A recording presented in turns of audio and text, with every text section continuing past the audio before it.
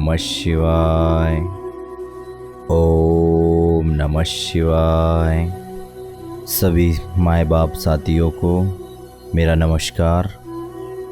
मैं आज आपको एक ऐसा मोहिनी मंत्र देने वाला हूँ जो किसी को भी आपके अनुकूल कर सकता है। चाहे वो कितनी भी नफ़रत आपसे करता हो, आप पर गुस्सा करके कहीं चला गया है, आपके साथ रहना नहीं चाहता या आपसे प्रेम नहीं करता, चाहे वो कितना भी पत्थर दिल इंसान क्यों ना हो, इस मंत्र के बाद वो आपकी बात मानने पे मजबूर हो जाएगा।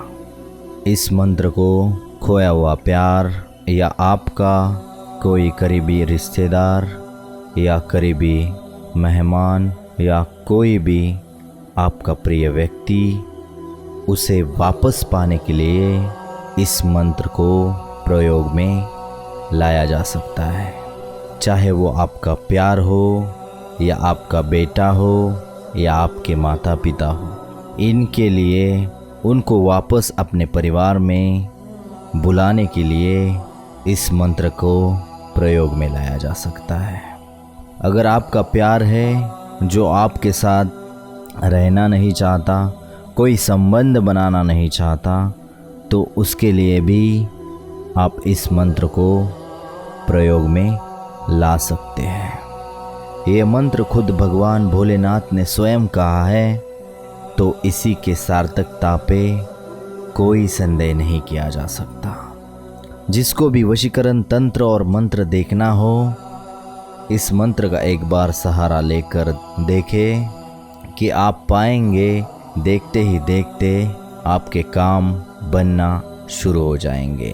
इस मंत्र के प्रयोग से आप पाएंगे कि आपकी दुनिया के अंदर कुछ ना कुछ बदलाव आ रहा है और आप कुछ अलग ही महसूस कर रहे हैं।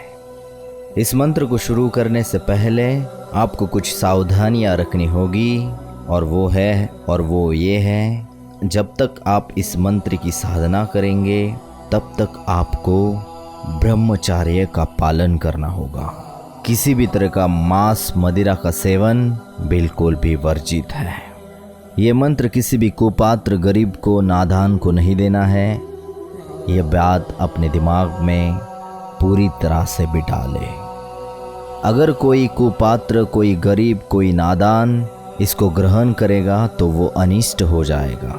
और जो भी आपके दिलो दिमाग में चल रहा है, जो भी आप सोच रहे हैं इस मंत्र को लेकर, तो उसे अपने दिलो दिमाग से निकाल दीजिए।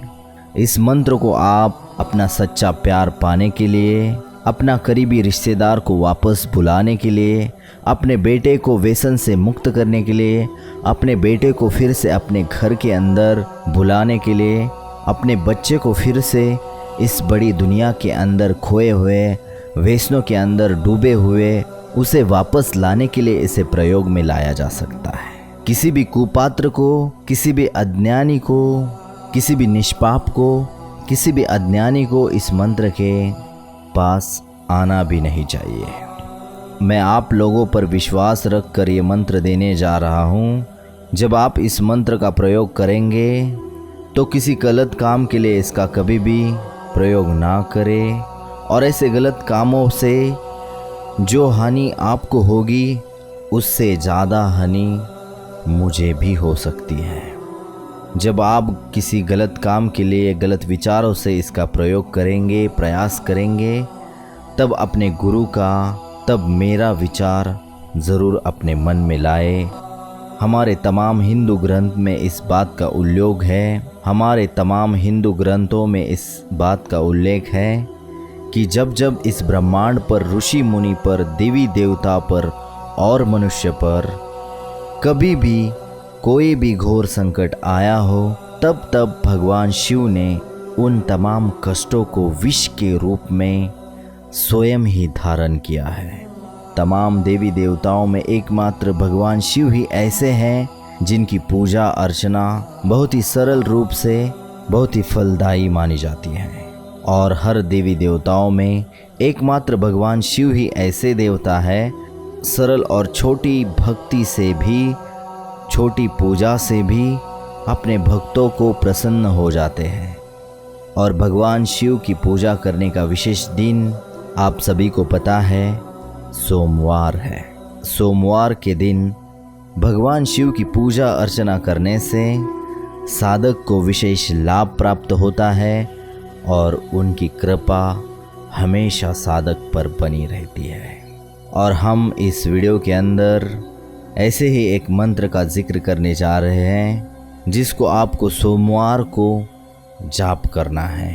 किसी भी लाल कपड़े का आसन बिछाकर पूर्व की तरफ अपना ध्यान देकर किसी भी एक शांत जगह पर आप इस मंत्र का जाप कर सकते हैं। जाप करने से पहले मैंने आप लोगों को इसकी सावधानियां बता दी हैं। आपको पूरी तरह से 21 दिनों तक ब्रह्मचर्य का पालन करना है, मांस मदिरा से दूर रहना है और अपने परिवार के देवी देवताओं को, जैसे कि आपके कुलदेवत, जैसे कि आपकी कुलदेवी, उनको खुश रखना है, उनकी सेवा करते रहना है। अगर आप अपने देवी देवताओं को खुश रखेंगे तभी इसका फल मिलना संभव है।